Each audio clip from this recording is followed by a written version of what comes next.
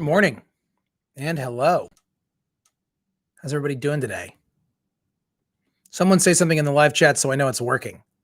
I don't always know when it's working. Sometimes it acts weird. And then I end up talking to myself for a half hour. Nobody wants that.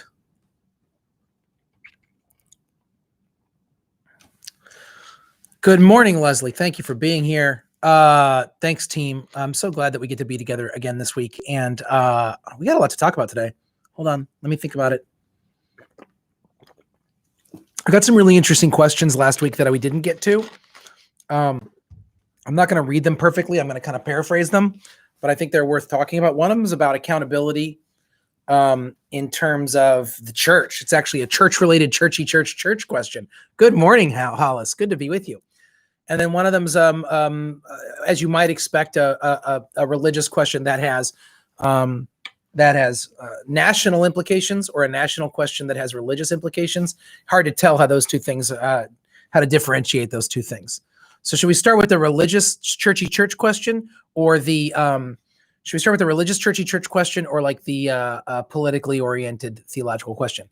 We'll get to both. What should we start with? Should we theology and church, or theology and nation? What are we gonna do? First person to respond, that's what I'll do. Super easy to.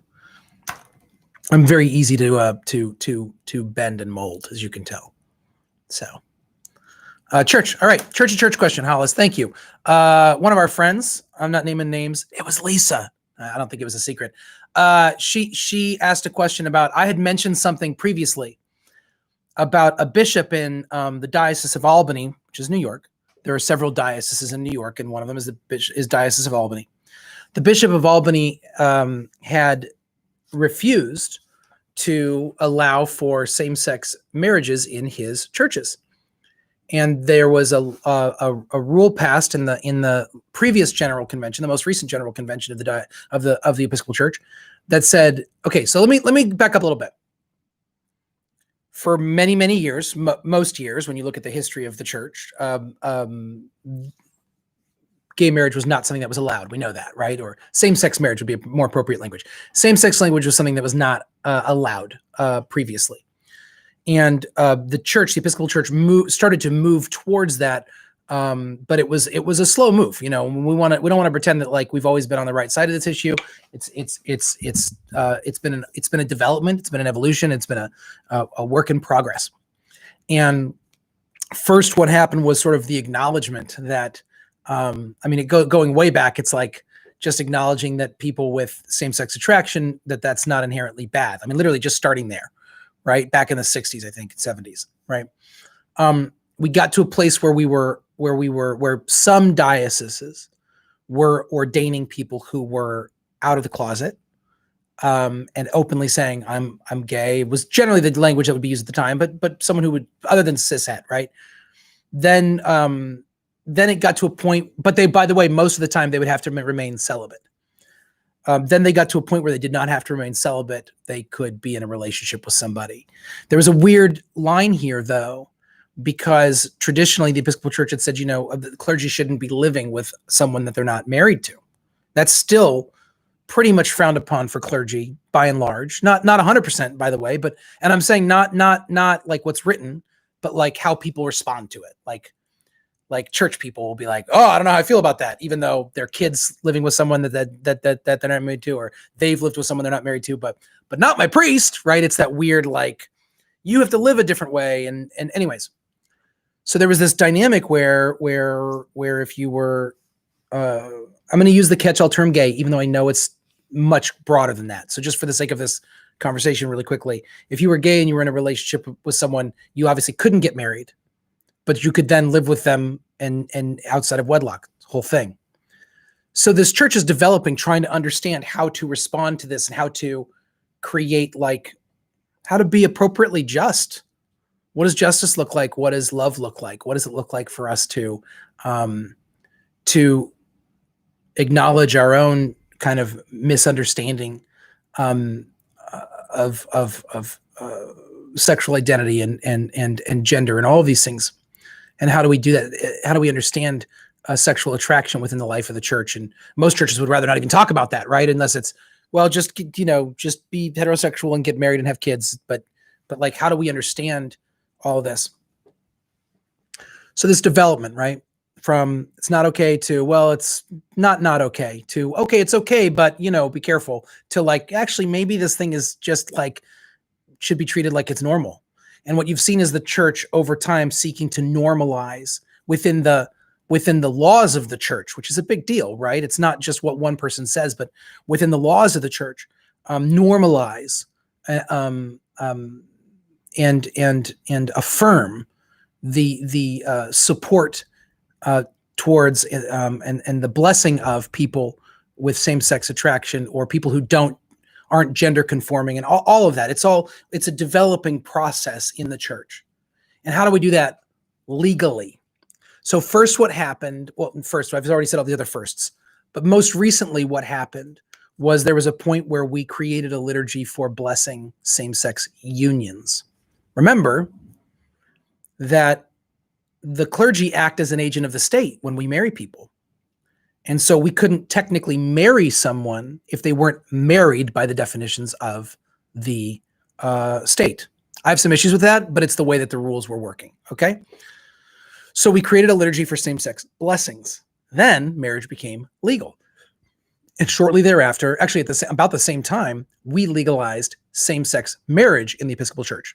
However, at first, we created the national church. The sort of wiggle room that was created was that it was up to each bishop. So I came from the Diocese of Los Angeles, and actually in this Diocese of Southern Ohio, there were bishops, our current Bishop Tom Breidenthal and the bishop that we had in Los Angeles at the time were both very much for same-sex marriage. And so, of course, these were dioceses in which a priest would be allowed to perform or officiate at a same-sex marriage, okay? But based on the original thing, it was like, all right, we are allowed to have them, but not every bishop has to agree to it. So in the Diocese of Albany, which is the one in question, and other dioceses, I won't name them all right now, but in other dioceses, the bishop said, no, there will not be same-sex marriages in this diocese. Okay, so some had them, some didn't. Overall, the Episcopal Church allowed for it, but it was a diocese to diocese decision. And it could even be different in the sense of like a bishop could be like, okay, we're not going to allow for same-sex marriage in this diocese, but if you are in another diocese and you have the permission to officiate in that diocese, I'm not going to stop you, priest, from doing that. A bishop could do that. A bishop could also say, any priest in my diocese is not allowed to perform them, or they will not be able to practice ministry in this church. They had that right. A bishop could say, not only will there not be any same-sex marriages in this diocese, but any priest who is canonically resident in this diocese is forbidden from performing them. Well within the rights of a bishop at that point, okay? And speaks a little bit to kind of what it looks like to like the difference between the national church and each individual diocese.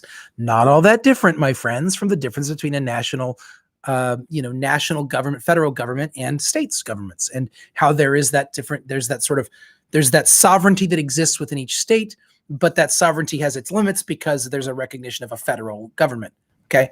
Similarly, there's a sovereignty within each diocese, but that sovereignty has its limits for each bishop, both based on the checks and balances of the diocesan system, but also with the larger church and the constitution and canons of the national church. Okay. Is this exciting yet? Okay, good. Now, the next development in the normalizing of same-sex marriage in the life of the church is, now wait a minute. If same-sex marriages are allowed in the church, but not in all dioceses of the church, and not all priests are allowed to do them, does that reflect the priorities and values of the Episcopal Church writ large? Well, it did for a period of time. In the most recent diocesan convention, general convention, which is every 3 years, which is the national church, in the most recent one, they passed a law that said all dioceses must allow for same-sex marriage, or allow for some kind of, no, they have to allow for it. It has to happen. And you have to allow your priests to be able to do it. if you're not comfortable with it, you have to create some kind of alternate path, but it has to be allowed. Okay. At that point, the Bishop of Albany said, no, I'm not going to do it. You can't make me. I'm a bishop. I do what I want. I got the pointy hat and I make my life. This is what it looks like. And let me speak with respect. I don't know the Bishop of Albany at all, but let me just speak with respect towards his position, which you might guess I don't agree with at all, but I want to speak with respect towards it. That the Bishop of Albany's point of view is, I have a responsibility for the safeguarding of the theology of this diocese. I don't at all, he thinks, this is him, not Phil, this is the Bishop of Albany. I don't at all agree that same-sex marriage is consistent with our understanding of what Christian marriage is supposed to be. And I can't allow for it because my job is not just an administrator. My job is that I am the spiritual leader and the theological gatekeeper to some degree. Like we're the ones, the bishops are the ones who say this goes or this doesn't, and that's ancient, right? That's the overseer's job is not just to do administration. It's to cast a vision. It's to set a picture of what it means to live as a Christian life. And this Bishop of Albany said, I can't in good conscience sign off on this. I don't believe in it. And so what happened was they said, well, we're gonna inhibit your ministry then, which is the national church. Basically, they go to trial essentially, church trial. He doesn't get arrested by church police, okay, but they go to there's a trial and a hearing, so to speak. And are you breaking the rules of the national church, of the Constitution and canons of the church? He was, by definition, by doing what he believed to be correct. So they did what was appropriate for them. Well, you're breaking the rules of the canons and constitution of the national church. We are going to inhibit your ministry, which means he can't act. He's never not a bishop, right? So we believe that the Holy Spirit did a thing to this man and it's done. That's who he is. But we can, as an institution, say, but you don't get to practice that ministry in this institution. You see the difference? It's very much splitting hairs, but you're watching Ask a Priest on YouTube at 11 o'clock on a Tuesday morning. You get what you get. So he said, so they said, we're inhibiting your ministry. You don't get to act like a bishop for the next period of time until you change your mind or whatever. And at that point, he said, I'm just going to quit. And he did. Lisa was asking a question about accountability and how that works. We have and what are the checks and balances for our system, and what is our accountability? We have constitutions and canons within our church. And then I want to say something about the process and evolution of normalizing same-sex marriage in the life of the Episcopal Church. We'll hold that over here. We have constitutions and canons within our church that are our guidelines for how we formulate literally how we operate, how we act, what we do, what is the protocol. It's the rule book, essentially. And it's important, it turns out, to have some defining rules, right? It creates a sense of, it helps with defining ourselves and understanding ourselves, right? So in my case, as a priest, yes, Leslie, that's exactly the thing. Exactly the thing. Leslie says, that's fair. I probably would have left the church entirely if I were a parishioner under him and he was allowed to keep excluding me and my friends from God's love, which is unfortunately what happened a lot. Exactly. While I understand the difficult position we are put into, and we put others into, as we insist that we create this space for legalization or canonization, really, within our church of same-sex marriages. While I believe that's, it's tricky. So I understand that that's a shift, and that not every Episcopalian, when we're making this move, is on the same page. And so we'd prefer to move forward all on the same page, wouldn't we? We'd all like to be on the same page. That being said, for those of us who are convicted that LGBTQ plus persons were made that way on purpose by God for the purpose of revealing more fully and truly the love of God in this world. And that I literally just read something today from a guy who identifies as a queer theologian, on Instagram, so you know it's high level.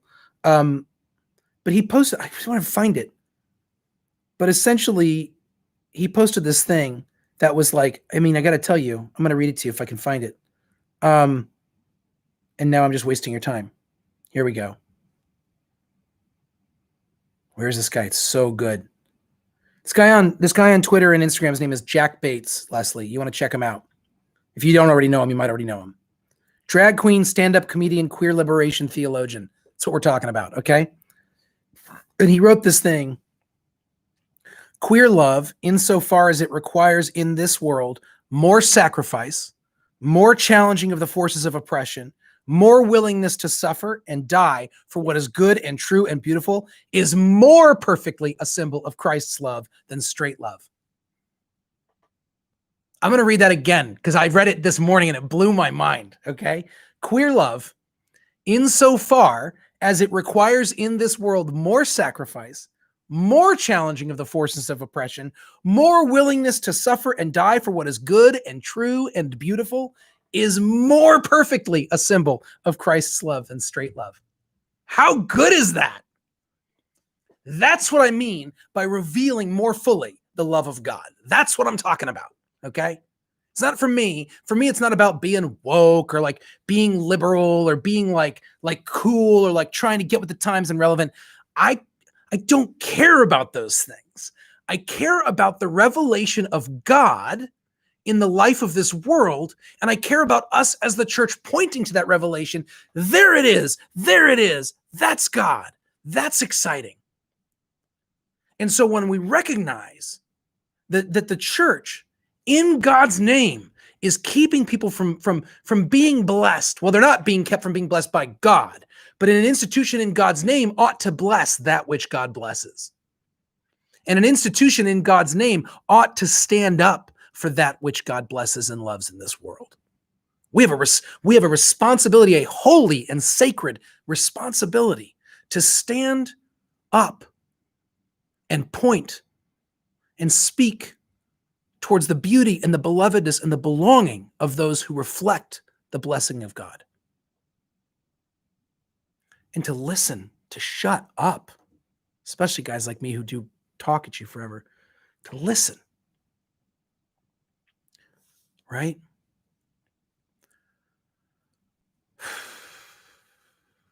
That wasn't a priest, Hollis. He's a guy on Instagram.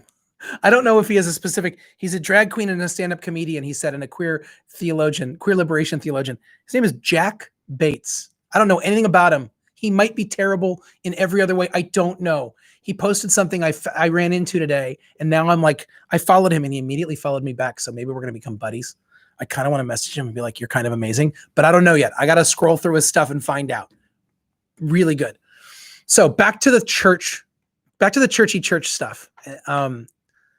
You get me off on this tangent of talking about, I don't know, like what may be identified as queer liberation theology. And I want to talk about that for the next 10 years. It's so exciting to me. But as a cisgender straight guy who's like married with 3 kids and a dog and a picket fence, I'm like, that's really awesome. But that's actually what I think. I think it's so like I'm learning about God. That's what's exciting to me. To me, as someone who sees God present in the world, to be able to learn about God from these different places is such a freaking joy. Oh, it's the best. Like we're talking in this, we're doing all this work on racial justice. And again, it's this area where people go, oh, well, that's liberal dogma, or you must, it's woke and you're trying to, I don't care about any of that. I don't care about the political aspect in the sense of, I don't care about partisanship. I don't care even about liberal or conservative by the definitions that are given to me by other people. I don't care about that language. It's not that I'm like, oh, I'm too cool for it. It's that I'm not like, I don't want us to be confined by what our concerns are around what's conservative or what's liberal. I want us to follow Jesus. That's what I care about. And repentance is a major way we follow Jesus. Repentance is a major way that we follow Jesus. The problem is what we've done is we've taken people who are on the margins of our cultures and told them they need to repent so they can be part of the norm. But that is not where Jesus has ever been. Jesus has never been in the center at the norm, protecting the norm and saying to the people on the margins, you better repent. Jesus is on the margins, pointing towards the center, saying repentance as a culture, as a people, is required. Think about that. It's a very different thing. It's a very different thing. So, okay.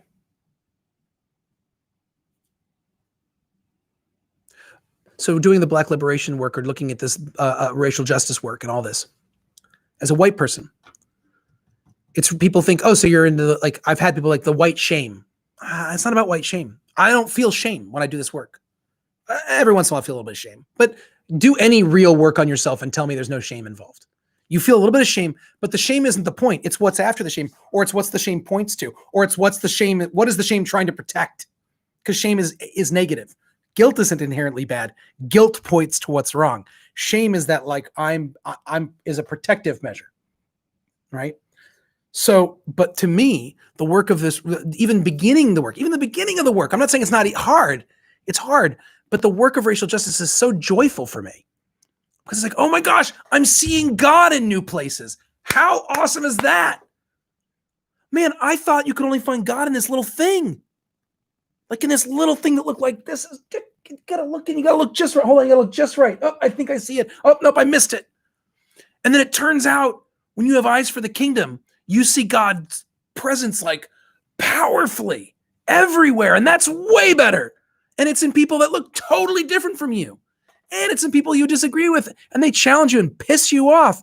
Because if you don't think you can get challenged and pissed off by God, you haven't read the Bible, right? So anyways, very exciting stuff. Getting a little excited. Okay. I want to pay attention to what Lisa said. I don't want to ignore it.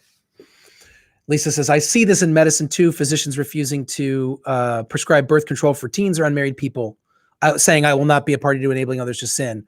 Or physicians who refuse to prescribe methods due to present conception versus prevent conception versus prevent implantation. Pharmacists refusing to give, I don't know what BCP is, so I don't know what that is. Conservative Christians interfering with women getting birth control. Hobby lobby. Why do some religions have more freedom than others to mandate what the rest of us do? Well, because we live in a nation that pretends that the church is separated from the state, but it's created by it's been led by and large by a white supremacist Christian patriarchy. We know that, right? Because we know the answer. I don't think, by the way, that's particular to Christianity by any stretch of the imagination. It's actually really particular to when people are in power, they figure out what are the things they use to keep that power. We want to keep things the way they are when we're in power. So what are the things that we use at our disposal? But the Christianity, the expression of Christianity in America is by and large vacant and hollow. By and large, not 100% at all. Why do I do what I do? But and I don't mean Christianity is bad actually at all. The American expression of Christianity is one of the prophets who spoke to me in my life said that it's structured for spiritual infancy. So we're really good at getting people born into it, and then we have no idea what to do. You feed you the mother's milk, and then after that we don't know what to do. How do we develop people's faith so that they become spiritually mature people, right? So Lisa, the Bishop of Albany will be the former Bishop of Albany. He will always be, as long as he chooses to call himself the Right Reverend so-and-so. He will have, I believe, a seat on the House of Bishops and be able to speak at conventions should he choose to and be present for those meetings. And will be seen, I believe, as because his orders weren't taken away completely. He was inhibited, but his orders weren't taken away. There is a way to take away someone's orders completely, and they are not allowed to call themselves, I think. So what about me? How is it different from defrocking? Well, if he turned it around and said, so here's the difference, right?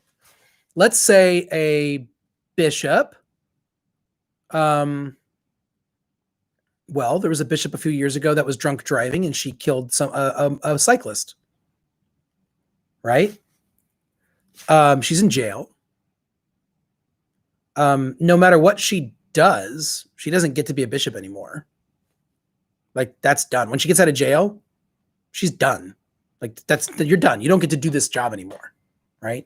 Or if someone is found out having done something, I mean, you think about the sexual abuse scandals in the Roman Catholic Church. Not that we haven't had them in the Episcopal Church, but they don't look the same, right? Because I would assume because they would go through this process, we would hope, and it wouldn't be covered up. Although we know that in any church where there's power structures, that there is opportunity for things to be covered up.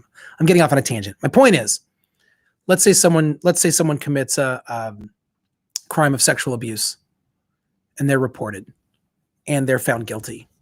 Not only will they go to jail, of course, but they won't get to do that work anymore in the Episcopal Church. On the other hand, the Bishop of Albany could tomorrow say, I was wrong. He hasn't done anything illegal, by the way.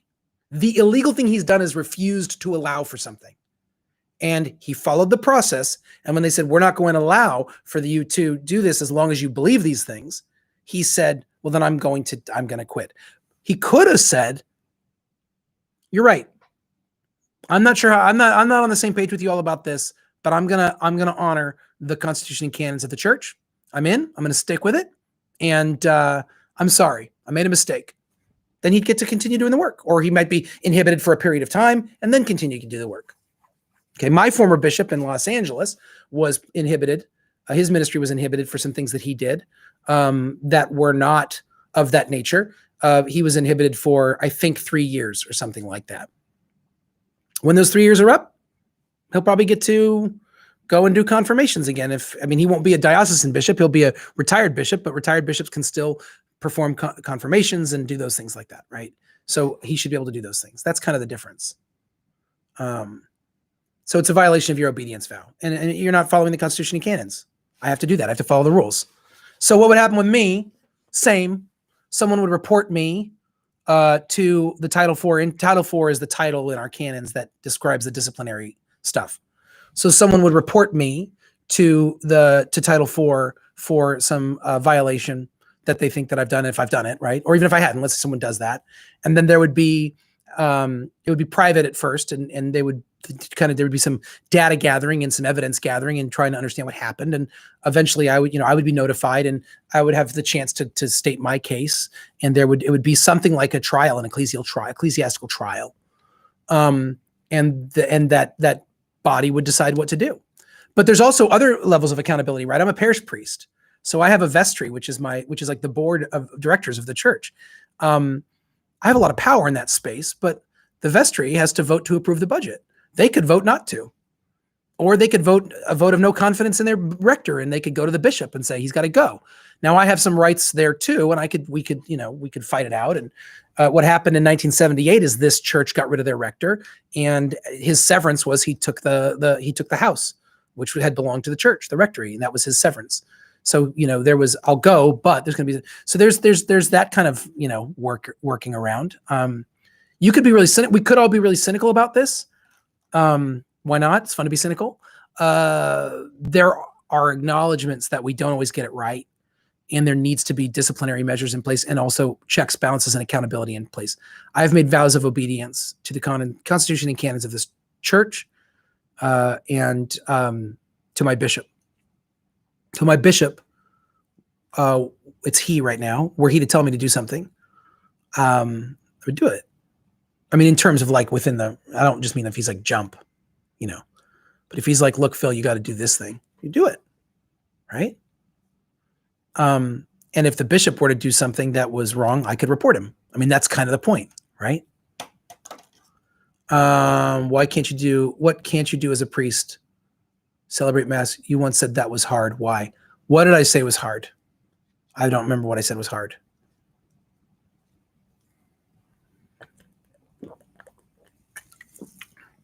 I mean, if I were, I know a priest who stole a bunch of money.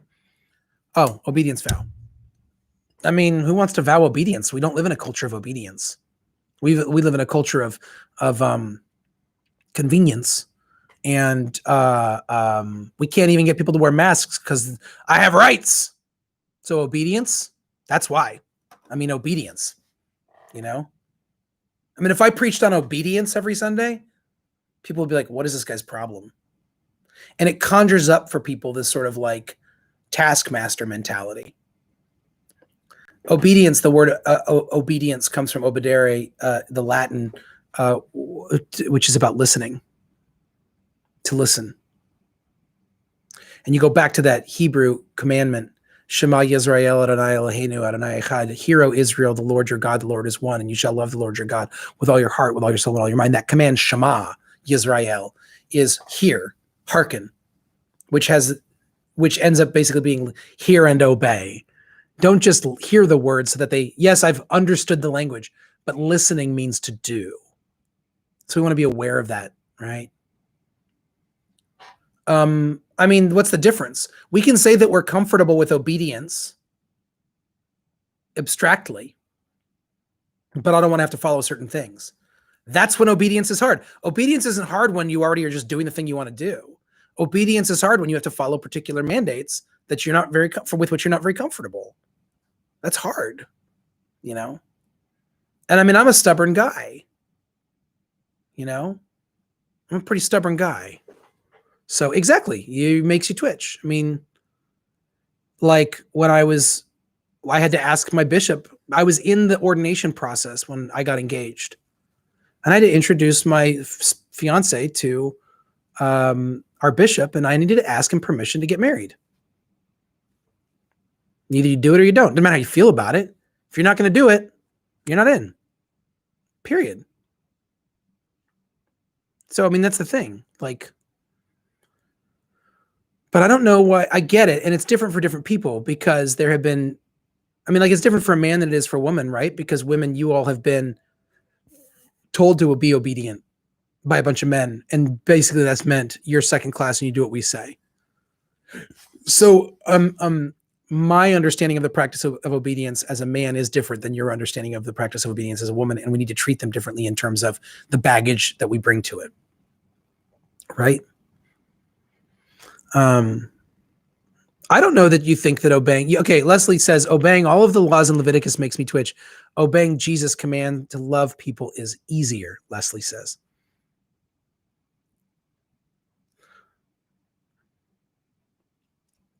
So what's really fascinating about obeying the laws of Leviticus is if everyone in your culture is doing it and everyone's doing the same thing and we're all following it together, it creates a specific fabric of people.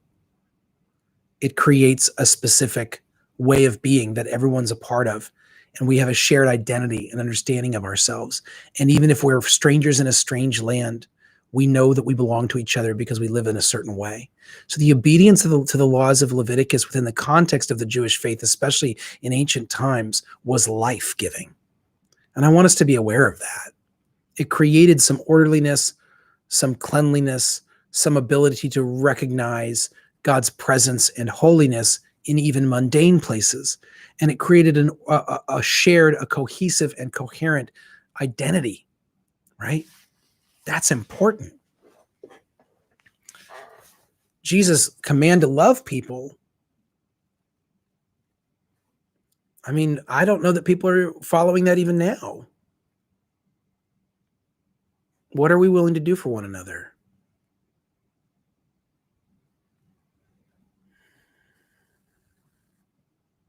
I think the command to love is the life-giving command, the Torah in the truest sense, the command that gives life.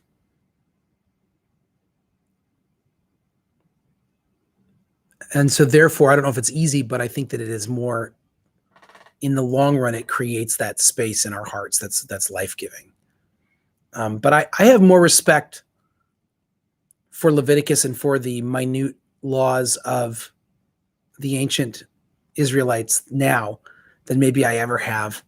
By respect, I don't mean that I would follow them personally in this way or that way, but understanding the function that they serve within the life of that community gives it a specific kind of energy and power that for which I'm grateful. Because here's the deal. We all want to be Christian, but just so long as it doesn't inconvenience the way that we are American. People want to be Christian as a hobby or as a social designation. but will we allow it to make a claim on our life? Will we be obedient to Jesus? That's the question. I agree with you, Leslie. Leslie says, it's hard to get people to not be a jerk to others, but it's really not that hard in practice. And once you start practicing kindness, it's easier to believe it. And I think that's true. Yeah, we can definitely do Leviticus at a later point. I think I've exhausted the conversation, which has gone way longer than I thought it would, about accountability and ecclesiastic authority.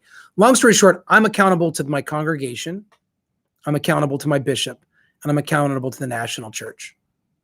There's a lot of accountability there. There's a lot of checks and balances, and I believe deeply in accountability. I believe that grace and accountability live together side by side and are not opposites, that they help one another. But accountability is essential, and I have no desire to live a life where I'm not accountable to you all. But also, to whom are you all accountable? How do we hold ourselves and each other accountable? You know,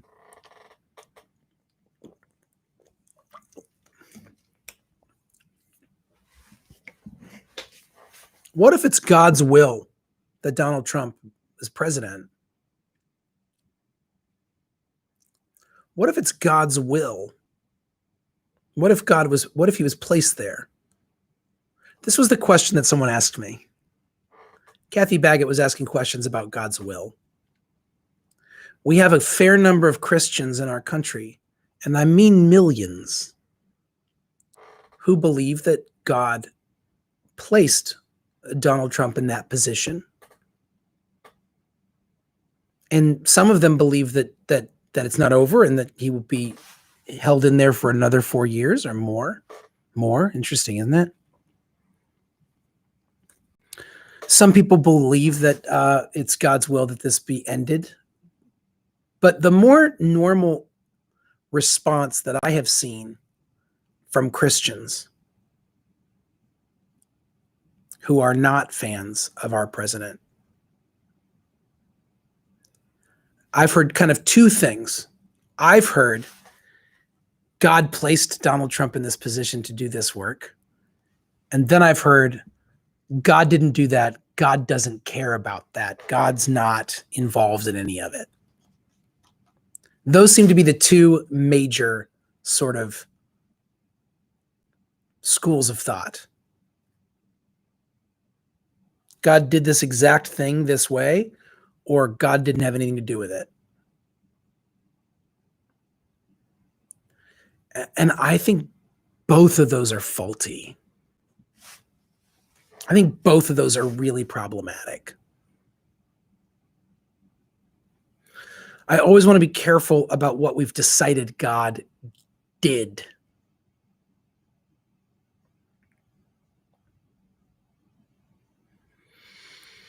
But God made us, and God allowed us to make decisions for our lives. And the country and the system that we set up 4 years ago chose a reality competition host and failed real estate investor with a long track record of racial discrimination and sexual abuse as our president. We did. So when we talk about, did God do it? Did God say, I shall ordain this so? Do we mean that like divinely God came down and placed him in exactly the quote unquote right place at the right time? Or do we mean that God allowed us to do that which was in our nature to do?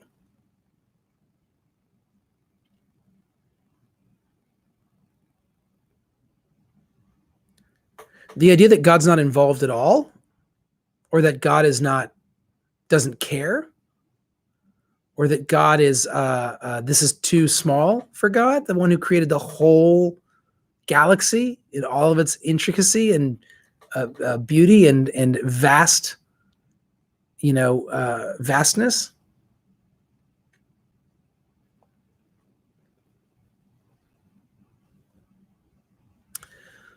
Like, I can't stomach the idea that God, and I don't buy the idea that God doesn't care. Because that means because who runs our country affects us. And God cares about us. So God must care. Must care, right?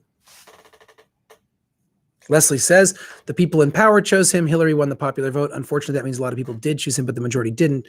God allows us to be racist if we choose. Lisa says, we have the Holocaust if we choose, to hate if we choose. Racism is the son of Israel. Lisa, I agree. Leslie, I get it. I get it. To me, when the difference between Hillary Clinton's numbers and Donald Trump's numbers was sufficient that clearly she won. I mean, it's unquestionable she won the popular vote. There's no question about that.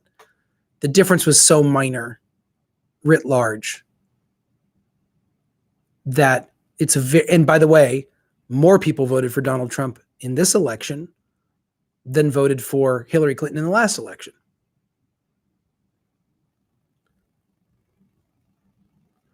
So we can get into the majority by a slim margin or by 5 or whatever percent and all that. And I'm not undermining that. That's a reality in terms of the way our thinking about our governing structures matters. But many, many, many, many millions of people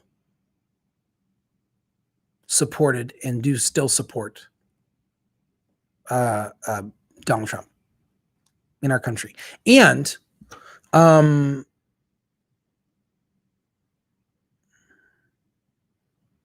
again, it goes back to the point of we've set the system up this way, that it allows for this, right?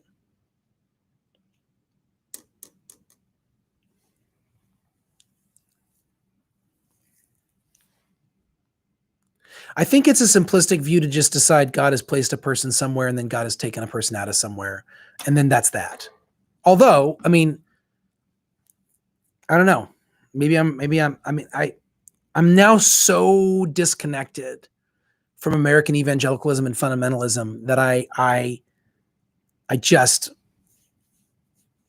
that I have a really hard time. I actually have an easier time talking about church laws than I do about this, because I don't know how to be charitable, and I'm working on trying to be charitable in my understanding. I think it's really important that I do that. I don't want to discuss these things uncharitably.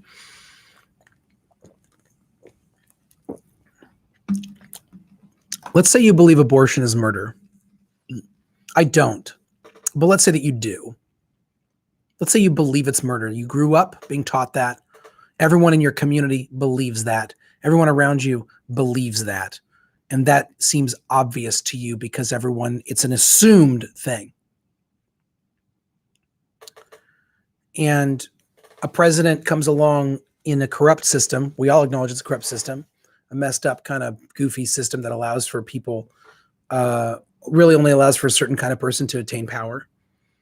And a person follows those rules but says, I'm gonna get you what you want. We're gonna put into place the things that need to be put into place so that we can illegalize abortion because it's murder, and I'm on your team on this one. You start to think, God has taught me that abortion is murder. Again, I don't think this is the idea, right? And this person is going to help make that come true, that the law is going to recognize that. What aren't you? And if you're in your mind, if that's murder, that's millions of humans that are being murdered. Then in your mind, you will do whatever you've got to like, you'll put up with whatever BS you have to put up with if we can change the laws so that can be illegalized, right? So I get why people have been willing to see him in this way. Even as I describe it, I have to repeatedly say, this is not my perspective. But if you believe it's murder, then there's a lot of things that you would do to try to it makes sense within its own logic that whatever imperfect person it takes to get this thing done whatever, we got to get it done. Now, that is not consistent with my way of thinking on almost any level, but I want to acknowledge the coherence of the argument. That's all, right?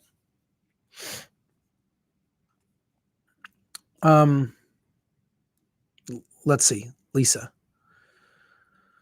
To still have this overwhelming number that love him so alarming that many of that many on the side of hate. I know they call it law and order. It's troubling for me to see the hatefulness that he both espouses and promotes. It's troubling for me to see the hate that because of him, there is a hatred on the right that is rising up. Because of him, there's a hatred on the left in response to him as well. That is ugly. And this isn't a sly way of saying of doing a false equivalency. It's an acknowledgement that hatred, a center of hatred, creates hate all around it. I don't mean that to combat him is equal to hating. That's not my point. But I actually think we need to be, as Christians, incredibly disciplined in fighting the fight for justice with love in our hearts and with a desire to save people. When we start to refer to people, and you haven't done this, nobody here has done this, but I've seen it happen. We start to refer to people on the other side of that spectrum as trash or garbage or any kind of language like that. That's when we're in danger for our own souls. And we have to really guard our own souls because we want to recognize the sanctity of every human life, the beauty of these people's lives. And even when they don't make it easy, if someone doesn't make it easy for you, just still do that, right? Hollis, come on in, Hollis. I haven't read what you've said yet. I know this is immature. It's coming from you. I doubt that it's immature, but let's read it anyway. I know that it's immature, but sometimes I have a really, really hard time knowing that a lot of people at Redeemer voted for Trump. Redeemer is a place that I love, and it's hard to reconcile that so many parishioners can ignore the hate and hurt that he fosters. You know what makes this even harder? Oh, who I also love can ignore the hate and hurt him. First of all, I know.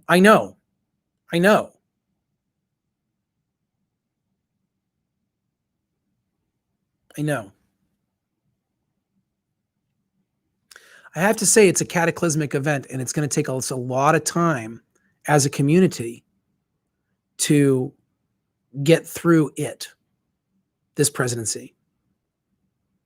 I'm under the assumption that he's out in January, and the work that needs to be done within our community to build up that love is going to take many years longer than this.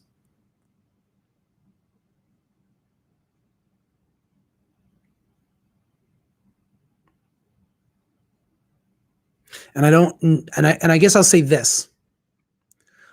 It's hard to love people across this particular divide. But you started, Hollis, by saying who I also love. I mean, you missed that word, but you meant to put it in there and then you said it later, right? That you love these people. That is where we're going to start. Because you don't need to understand someone to love them. But I do think that we need to love someone to understand them. I don't think you can fully understand someone without loving them. I really don't. And if you love people with whom you disagree at Redeemer, then that is the start to how we will get to understanding where they are coming from. And that is the start to how we will understand how we could possibly be a church. The tricky thing about being part of a church is we believe that God brought us together. It wasn't just our own doing. So the question becomes, why has God brought us together in this particular community at this time?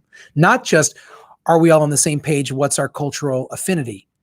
But how, okay, so God, you brought me here with these people and we're on a different page about some of these things and I love them. Now what? Like, I think that now what is the question of the church, right? God's brought us together. We're not all on the same page. Some of the things that this person believes, I have no idea what to do with. What does it look like for me to love them in the midst of that? Right? And you got to know, Hollis, that I'm committed to continuing to make sure that Redeemer is on an ongoing process of fine-tuning, developing, and evolving in its understanding of how it participates with Jesus in the work of justice in this world. So we're going to do the work, right? We're going to do the work, right? So we made a decision before I got here. This church made the decision when we're gonna have same-sex marriages. Not everyone's on the same page. We're doing it. So that in that the leadership, and again, I wasn't here for that, said like, not everyone in this church has to be on the same page about this, but this is the direction the church is going, and this is how the church will act. So if you're here, where however you feel about same-sex marriage, understand your church is making the statement that this is a blessing, and that this is affirmed and supported, normalized within the life of the church. Okay. Likewise, that's the direction that we're going in terms of the racial justice work. I know there are people in our church who do not believe in systemic racism. They have a right to not believe in systemic racism. This church is going to work in the world under the assumption that systemic racism is real and that we have a responsibility to participate in the dismantling of it. You may not be on the same page with me about that, or with the church about that. That's okay. You can be here, but we're going to move in that direction. And that's the reality. And you're welcome. And also that's the direction we're going. That's the direction of the church. That's a tricky place to be in, right? To be both soft and hard at that. To be sort of like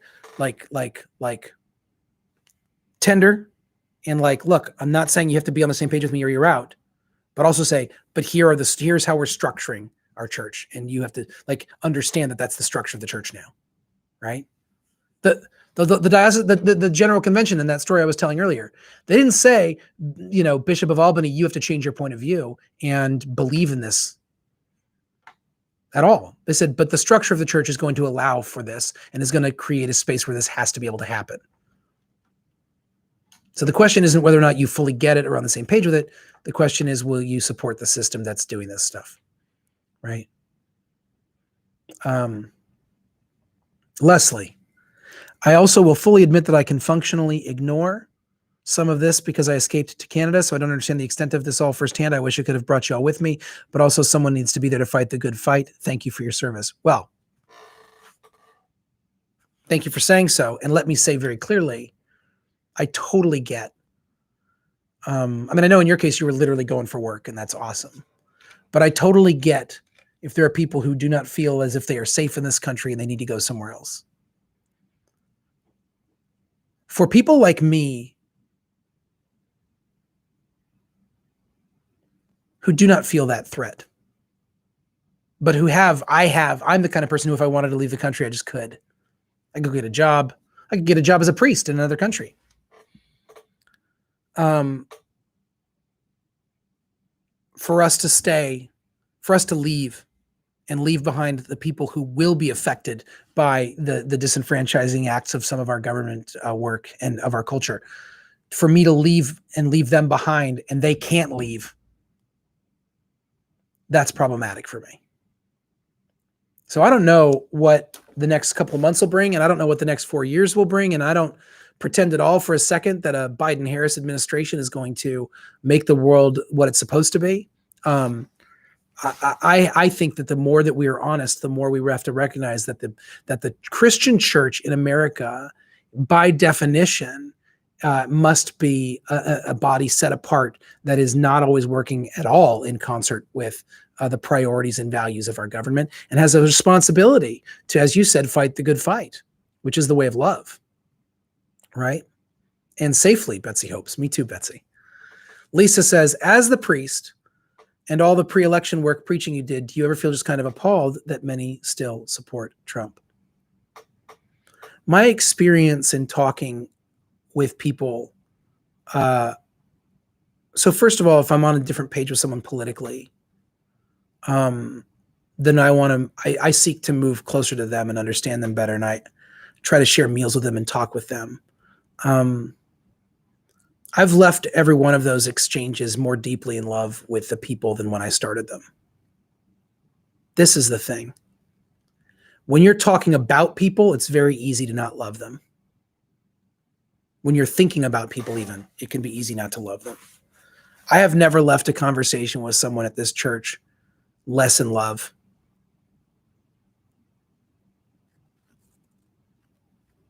I don't need to understand fully why people disagree with me on some of these things to love them. And I think the experience that I've had, and that's, by the way, that's not me bragging about my virtues. I haven't even a little bit. It's about the beauty and the humanity of the people that I'm meeting with. I have the privilege as people's priest, of seeing so much more of them than how they vote, and so much more of them about them than the things on which we disagree. I know this sentence is very convoluted.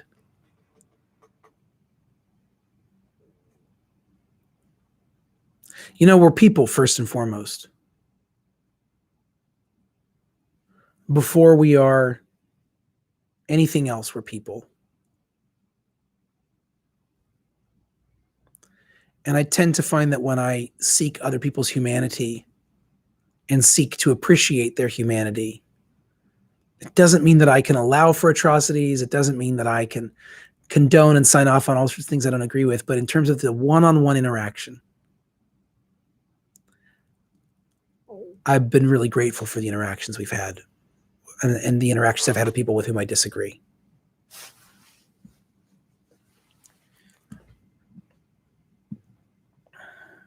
So I don't really feel appalled by them. I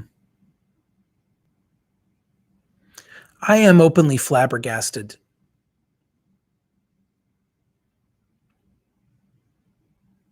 I would say, is that word serious enough? Some people feel like that word's too silly, but I'm flabbergasted by someone being able to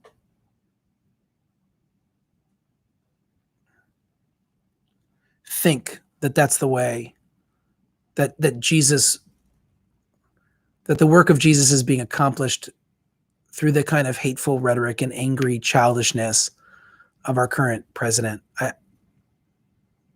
If God is doing work through him, it's despite him, not because of him. But I see God doing great work during Trump's presidency. Great work. We've seen this country, so many people in this country wake up to the realities of systemic injustices that were sleeping on it, or were lazy about it, or were complacent about it before. It is God who has roused us. So we should thank God for that. We should thank Donald Trump for that. And I don't ever want to be in a position where I find myself incapable of praying for him. I don't ever want to find myself in that position.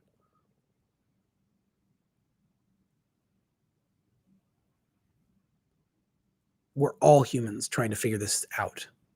That is not a way of saying that it doesn't really matter what you do. It's a matter of, even when you are doing bad things, you are a human being. And God doesn't win by the dehumanization of others. God wins when we affirm the humanity in each person. It's hard work, though, y'all.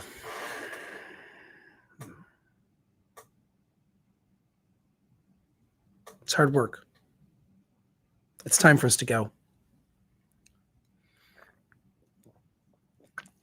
Oh, Hollis, of course God loves him. And on top of that, God knows things about Donald Trump that you and I can't fathom.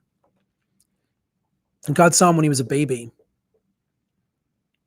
God saw him being neglected and abused by his parents.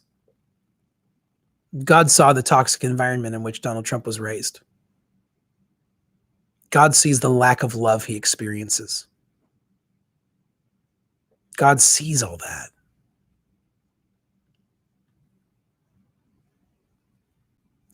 If it weren't for the fact that he was in such a position of power and influence, I don't think most people would hate him. The people who hate him would hate him.